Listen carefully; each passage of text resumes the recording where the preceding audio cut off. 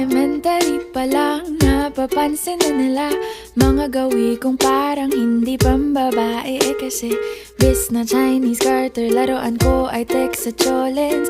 Tapos kajamin ko lagi noon mga sigang lalaki sa amin.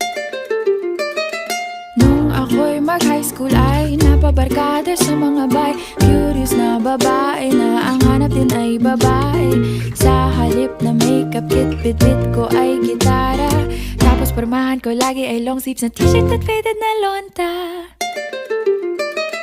Pero noong makilala kita, nagbagong bigla ang aking timpla. Natutuwa ko na magpariban at mag-ahit ng kilay at least once a month. Hindi ko alam kung anong meron ka na sa akin ay nagpalambot ng bigla. Sinong mag-aakalang lalaki pala ang bibiyag sa tulad kong tigreng gala.